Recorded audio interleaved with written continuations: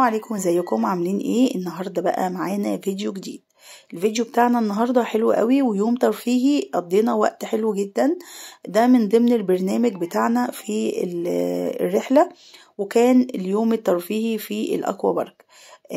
بس ما كانش يعني اجباري، لا ده كان اختياري، بان انتي اللي عايز يخش الاكوا بارك يخش، واللي كان عايز يخش البحر يخش. وهو كان بحر البيسي فور، وطبعا بحر البيسي فور من احلى البحور اللي موجوده بجد في مصر مطروح، وميته حلوه جدا، نفس البحر اللي احنا كنت لسه منزله لكم الفيديو اللي قبل ده. هتلاقوا اللي هو بتاع شاطئ كليوباترا المميز في مجمع النسور موجود. هم مسمينه هناك كده لان الشواطئ دي بيقولك كلها تبع القوات المسلحة، يعني او القوات المسلحة ليها شاليهات فيها، فبيسموها مجمع النسور. حلو جدا الشاطئ، ان شاء الله هنزل لكم فيديو بيه. بس خلونا النهارده في الاكوا بارك. احنا كده دي كانت بداية الدخول، كانت الساعة 9، وكان كمان قبل 9 لان هم يودونا اليوم ده بدري، عشان الفترة الصباحية بتبدأ من 9 بالظبط لحد الساعة 1، والفترة التانية بتبدأ من الساعة 2 لحد الساعة 7. فالفترة الأولانية احنا كنا فيها ودخلنا الساعة 9، وأول ما البسينات اشتغلت ولادنا نزلت واتبسطوا الحمد لله، وكان يوم حلو. بعد كده مشينا، وفي ناس كملت في البحر عادي وراحوا البحر، والأتوبيس استناهم وأخدهم.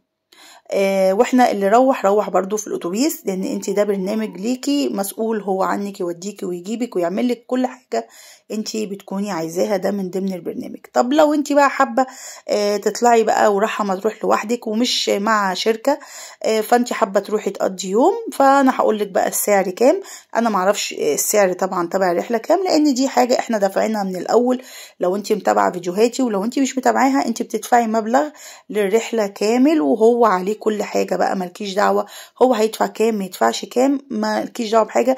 انت عليكي بس ان انت بتروحي البحور او بتروحي اي مكان بتستمتعي فيه. انا بقى سألت ان اليوم بيتقضى بكام لو انا جاية لوحدي من غير شركة من غير حاجة. الفترة الصباحية بتدفعي 250 جنيه للفرد، والفترة المسائية برضو الفرد الكبير، الشخص الكبير. اما الاطفال من 3 سنين ل 10 سنين فبتدفعي لهم تيكت 200 جنيه. حد هيقول لي دول اطفال؟ ايوه، هم عاملين لهم اهو حمام سباحة لوحدهم بالملاهي بتاعته، والاطفال بتبقى مبسوطة جدا فيه ومهتمين جدا بالاطفال في المكان. فبيقولك الطفل قبل الكبير بيدفع له 250 جنيه. وساعات بيعملوا عروض، بيبقى التيكت اللي هو ب 250 جنيه بيدخل فردين. فدي عروض هم بيعملوها، هم على طول شغالين عروض، وكمان شغالين حفلات. وانتي موجودة في الفترة بتاعتك ممكن تكون في حفلة ومسابقات وحاجات، فهم شغالين على نفسهم يعني، ومخلين المكان حلو. فانا هسيبلك رقم التليفون في صندوق الوصف اللي هي تحت كلمة المزيد، عشان لو انتي رايحة مطروح لوحدك وحابة ان انتي تتصلي تشوفي العروض تحجزي الكلام ده، فيبقى معاكي الرقم. فهسيب الرقم في صندوق الوصف اللي هي كلمة المزيد، افتحيها هتلاقي رقم التليفون بتاع واوا لاند. تقدري ان انت تعرفي منه العروض اللي موجودة ايه، تقدري ان انت تعرفي اذا كان في عروض ولا لا عاملينها. بس هم على طول بيعملوا عروض علشان طبعا يجذبوا الناس والناس تروح، لان في ناس بتستغلى موضوع ال 250 جنيه كده للفرد، فبيقولوا كتير. بس انا حبيت بقى اوضح للناس، عشان في ناس بقى بتسألني لو احنا عايزين نروح لوحدينا، فانا وضحت لكم الامور كلها. وده اليوم اللي احنا قضيناه على حساب الشركة من ضمن الفلوس اللي احنا دافعينها. حلوة جدا، وبصراحة اتبسطنا وقضينا يوم حلو، وفي أوضة غيار وفي حمام ونضاف جدا لا تعليق عليهم. في كافيه، في ايس كريم، في شاي، في قهوة، في نسكافيه، في عصاير لو انت حابة تاخدي وانت قاعدة على البسين. طب في حد ممكن هيسألني، طب انا ينفع اقضي الفترة التانية؟ والله الفترة التانية دي لو قضيتيها تقريبا برضو بتدفعي فلوس تاني، او مش تقريبا، ده اكيد بيدفع فلوس تاني. بس هم دلوقتي حاليا في الوقت اللي احنا فيه دوت عاملين اللي هم قالوا بعد العيد. لما انا سألتهم بعد العيد اللي حابب ان هو يدخل الاكوا بارك من 9 ل1، وبعد كده يروح مقضي الوقت على البحر من غير فلوس، مفيش اي مشكلة.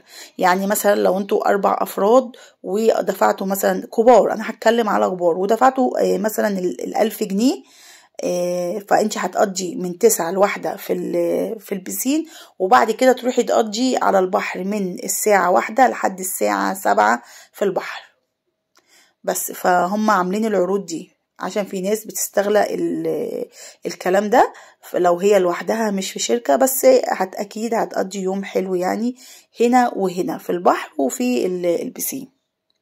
ده كان اليوم بتاعنا وكله انبسط، وكانت الكبار والصغيرين انبسطوا، مفيش حد ما انبسطش بصراحة. اليوم ده كان يوم حلو وكان يوم ترفيهي بالنسبة لنا، زي يوم ترفيهي بتاع اللي هو بدأنا بيه بتاع اليخت. الشركة هي بصراحة الميزة اللي فيها ان هي عاملة يومين كده ترفيهي للناس علشان يبقى فيه تغيير، والناس قضت اليوم في حمام السباحة، وبعد كده طلعوا قضوا يومهم وكملوا يومهم لحد الساعة 7 في البحر. وكان يوم حلو بالنسبة للناس كلها بصراحة. فده كان برنامج برضو الشركة، يعني مش وحش ان انتي بيودوكي البسين من غير ما تدفعي اي حاجة، ولا قالوا هاتوا فلوس، ولا قالوا اي حاجة خالص. اتمنى الفيديو يكون عجبكم، ويكون قدرت ان انا افيد الناس اللي لو هتحجز في الشركة دي، او الناس اللي هي طبعا حابة ان هي تروح لوحدها.